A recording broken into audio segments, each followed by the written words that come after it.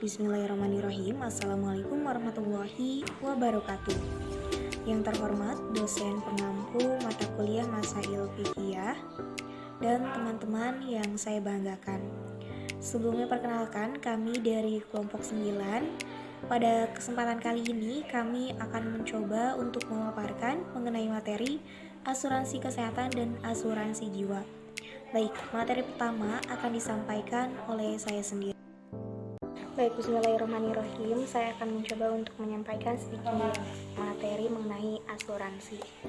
Dapat dikatakan asuransi itu merupakan suatu jaminan ataupun pertanggungan yang diberikan oleh penanggung atau pihak yang menjamin janji kepada pihak yang dijamin, atau mereka yang setuju untuk menerima sejumlah uang resmi ganti rugi karena akibat dari suatu peristiwa yang belum diketahui akan terjadi. Nah, asuransi jaminan atau pertanggungan yang diberikan oleh penanggung kepada yang ditanggung untuk sebuah resiko kerugian sebagaimana yang telah ditetapkan dalam surat perjanjian bila mana terjadi kecelakaan atau bahkan kematian. Jadi penanggung akan membayar premi yang dipertanggungkan sesuai dengan resiko kerugian yang telah ditentukan dalam perjanjian tersebut. Akan tetapi tertanggung harus membayar premi tetap kepada penanggung setiap bulannya. Baik, adapun perbedaan antara asuransi konvensional dan juga asuransi syariah. Yang pertama itu dalam hal kepemilikan dana. Jadi dana yang terkumpul dari nasabah pada asuransi syariah itu merupakan milik peserta dan perusahaan itu hanya pemegang amanah. Sedangkan pada asuransi konvensional, dana yang terkumpul dari nasabah itu menjadi milik perusahaan. Akan tetapi perusahaan itu bebas untuk menentukan investasinya. Nah, kemudian yang kedua dalam hal investasi dana. Jadi pada asuransi syariah, investasi dana itu berdasarkan syariah dengan sistem bagi hasil atau mudharabah. Nah, sedangkan pada asuransi konvensional, jadi investasi dana itu berdasarkan bunga. Kemudian yang ketiga ada akad. Nah, pada asuransi syariah, akadnya itu atas dasar tolong-menolong. Sedangkan pada asuransi konvensional, akadnya itu akad perdagangan. Kemudian yang keempat ada pembayaran klaim. Jadi pada asuransi syariah, pembayaran klaim itu diambil dari rekening seluruh peserta yang sejak awal sudah diikhlaskan oleh peserta untuk keperluan tolong-menolong bila terjadi musibah. Sedangkan pada asuransi konvensional, pembayaran klaim itu diambil dari rekening dana perusahaan. Kemudian yang kelima ada keuntungan. Nah, di mana keuntungan pada asuransi syariah itu dibagi antara perusahaan dengan peserta sesuai prinsip bagi hasil atau yang tadi disebut dengan mudharabah. Sedangkan pada asuransi konvensional, keuntungan itu seluruhnya milik perusahaan. Baik, mungkin cukup sekian yang dapat saya sampaikan. Materi selanjutnya akan disampaikan oleh rekan saya. Bismillahirrahmanirrahim. Assalamualaikum warahmatullahi wabarakatuh. Perkenalkan, nama saya Syahrana Nur Faizah dengan NIM 1192020240. Di sini saya akan menjelaskan tentang dua macam asuransi, yaitu asuransi jiwa dan asuransi kesehatan. Yang pertama, asuransi jiwa. Apa sih yang dimaksud dengan asuransi jiwa? Asuransi jiwa adalah program perlindungan bagi keluarga apabila terjadi hal-hal yang tidak diinginkan, seperti kematian terhadap pemegang polis asuransi. Asuransi jiwa itu ditunjukkan untuk memberikan keamanan finansial seperti perlindungan yang pasti pada keluarga yang ditinggalkan apabila tertanggung meninggal dunia. Sederhananya, Kita sebagai tertanggung wajib membayar sejumlah premi secara berkala yang nantinya saat kita meninggal, uang tersebut akan diberikan oleh perusahaan asuransi sebagai uang pertanggungan kepada keluarga yang ditinggalkan seperti yang tercantum di dalam kontrak perjanjian.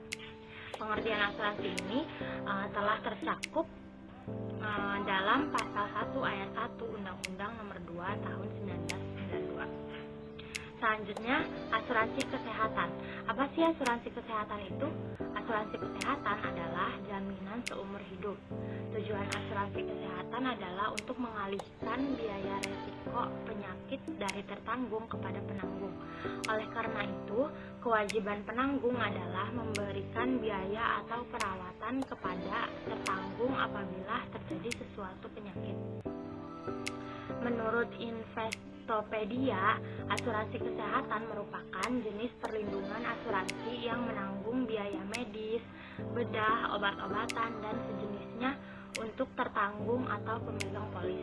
Asuransi ini dapat mengganti pengeluaran medis akibat sakit atau terluka, serta membayar biaya perawatan medis secara langsung. Misalnya, kalau kita sakit demam dan memeriksakan diri ke rumah sakit, setelahnya diperiksa oleh dokter, ternyata kita perlu dicek di laboratorium dan juga membeli obat-obatan untuk proses penyembuhan. Nah, biaya yang kita keluarkan ini selama proses pengobatan dapat diganti sebagian atau seluruhnya jika kita memiliki asuransi kesehatan. Nah, meski demikian, besaran biaya yang ditanggung dan layanan yang diberikan asuransi kesehatan ini akan berbeda-beda tergantung manfaat yang tertera dalam polis asuransi kita. Mungkin cukup sekian yang dapat saya sampaikan. Kurang lebihnya mohon maaf. Terima kasih. Bismillahirrahmanirrahim. Assalamualaikum warahmatullahi wabarakatuh. Perkenalkan, nama saya Sonia Agustin dengan NIM 11920202235, Prodi Pendidikan Agama Islam semester 6 kelas F. Baik, di sini saya akan menjelaskan materi yang ketiga, yaitu tinjauan hukum asuransi dalam perspektif Islam. Di dalam Al-Quran dan hadis tidak ada satupun ketentuan yang mengatur secara eksplisit tentang asuransi. Pembahasan juga tidak dijumpai di dalam fikih klasik karena bentuk transaksi ini baru muncul sekitar abad ke-13 dan ke-14 di Italia dalam bentuk asuransi perjalanan laut. Nah, oleh karena itu, masalah asuransi di dalam Islam termasuk bidang hukum ijtihad. Nah, yang artinya untuk menentukan hukum asuransi ini halal atau haram masih diperlukan peranan akal pikiran ulama ahli fikih. Warkum Sumitro SH mengatakan bahwa pada garis besarnya ada 4 macam pandangan ulama dan cendekiawan muslim tentang asuransi. Yang pertama itu haram. Ulama yang berpendapat bahwa asuransi termasuk segala macam bentuk dan cara operasinya hukumnya itu haram. Nah, pandangan pertama ini didukung oleh beberapa ulama, antara lain Yusuf Al-Qardawi, Said Sabiq, Abdullah Al-Qalqili, dan Muhammad Bakhit Al-Mut'im.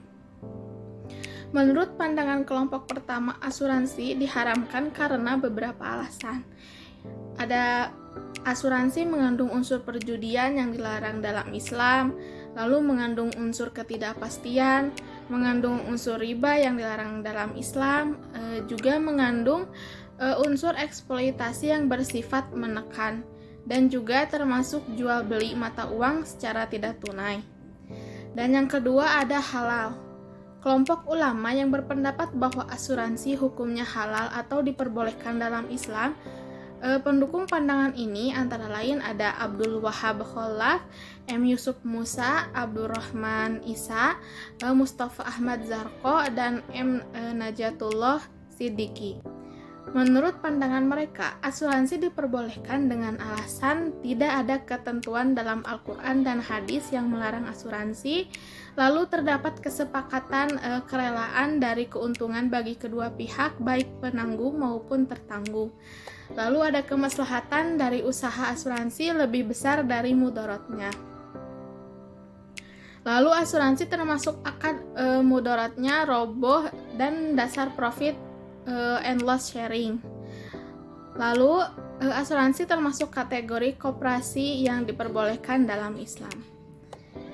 Dan yang ketiga itu ada halal dengan catatan. Nah, kelompok ulama yang berpendapat bahwa asuransi yang memperbolehkan adalah asuransi yang bersifat sosial diperbolehkan, sehingga yang bersifat komersial dilarang dalam Islam. Yang mendukung pandangan ini itu ada M. Abu Zahroh. Dan yang keempat itu ada hukumnya yaitu subhat. Nah, kelompok ulama yang berpendapat bahwa hukum asuransi termasuk subhat karena tidak ada dalil yang menghalalkan asuransi. Nah, oleh sebab itu kita harus berhati-hati di dalam berhubungan dengan asuransi. Sekarang ini asuransi merupakan tuntutan masa depan karena asuransi mengandung manfaat antara lain yang pertama yaitu membuat masyarakat atau perusahaan menjadi lebih aman dari resiko kerugian dan mungkin timbul. Lalu yang kedua menciptakan efisiensi perusahaan. Yang ketiga sebagai alat untuk menabung yang aman dari gejolak ekonomi. Lalu yang keempat sebagai sumber pendapatan yang didasarkan pada financing the business. Nah, selain itu, alasan keraguan umat Islam pada asuransi karena khawatirnya asuransi mengandung unsur gharar, maisir, riba, dan komersial. Menanggapi masalah asuransi dengan segala bentuknya yang berkembang saat ini, Kiai Haji Ali Yafi mengatakan bahwa asuransi itu diciptakan di dunia barat, sehingga mempunyai watak, bentuk, sifat, dan tujuan yang berbeda dari wujud muamalah yang dikenal dalam fikih yang dikenal dalam dunia Islam juga. Mungkin itu saja yang bisa saya sampaikan, kurang lebihnya mohon maaf. Wassalamualaikum warahmatullahi wabarakatuh. Terima kasih.